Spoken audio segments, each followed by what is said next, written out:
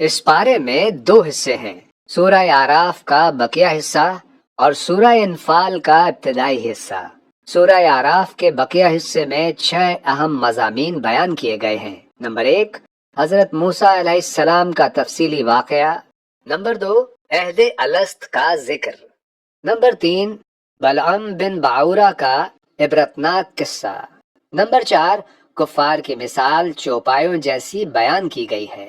Number 5، قیامت کے وقت کا علم اللہ کے سوا کسی کو حاصل نہیں۔ نمبر 6، قرآن مجید کی عظمت اور شان۔ بلعم بن بعورہ بنی اسرائیل کا ایک عالم شخص تھا جسے اللہ تعالیٰ نے اسم اعظم کا علم عطا فرمایا تھا۔ فتح مصر کے بعد جب حضرت موسیٰ علیہ السلام کو بنی اسرائیل کے ساتھ قوم جبارین سے جہاد کا حکم ملا تو جبارین گھبرا گئے۔ وہ بلعم کے پاس آئے اور کہا کہ حضرت موسیٰ اور ان کی قوم کے خلاف بد دعا کرے۔ بلعم نے ابتدا میں انکار کیا اور کہا کہ موسیٰ اللہ کے نبی ہیں، میں ان کے خلاف بد دعا نہیں کر سکتا۔ قوم جبارین نے اسے مال و دنیا کی لالچ دی تو وہ بہک گیا اور حضرت موسیٰ علیہ السلام کے خلاف بد دعا کرنے لگا۔ اللہ تعالیٰ کی قدرت سے اس کی بد دعائیں الٹ کر خود اس کے اور قوم جبارین کے خلاف ہو گئیں۔ نتیجتاً اللہ نے اس سے علم چھین لیا اور اس کی زبان کتے کی طرح باہر لٹک گئی، اور قرآن نے اس کی مثال کتے سے دی جو ہر حال میں ہانپتا رہتا ہے۔ اس کے بعد سورہ انفال کے آغاز میں 3 بنیادی مضمون بیان ہوئے ہیں۔ نمبر 1، غزوہ بدر اور مال غنیمت کا حکم۔ نمبر 2، مومنین کی 5 صفات۔ نمبر 3، مومنین سے 6 بار براہ راست خطاب۔ مومنین کی 5 صفات: خشیت الہی، قرآن کی تلاوت سے دل کا لرز جانا، اللہ پر کامل توکل، نماز کی پابندی، اللہ کی راہ میں خرچ کرنا۔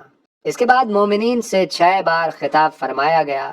نمبر 1، آیت نمبر 15 میں فرمایا کہ اے ایمان والو، میدان جنگ میں کفار کے مقابلے میں پیٹھ نہ پھیرنا۔ نمبر 2، اس کے بعد آیت نمبر 20 میں ارشاد فرمایا کہ اے ایمان والو، اللہ اور اس کے رسول کی اطاعت کرو۔ نمبر 3، پھر آگے آیت نمبر 24 میں فرمایا کہ اے ایمان والو، جب اللہ اور رسول تمہیں کسی کام کے لیے بلائیں تو فوراً قبول کرو۔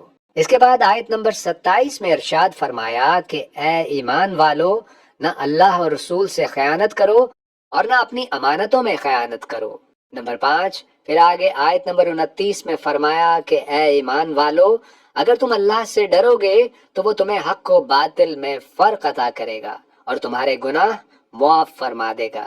نمبر 6، پھر آخر میں آیت نمبر 45 میں فرمایا کہ اے ایمان والو، جب دشمن سے مقابلہ ہو تو ثابت قدم رہو اور اللہ کو کثرت سے یاد کرو۔ یہ پارہ ہمیں سکھاتا ہے کہ اللہ کی نافرمانی اور دنیا کی لالچ انسان کو ذلت کی طرف لے جاتی ہے، جبکہ ایمان، اطاعت اور تقوی کامیابی کا راستہ ہے۔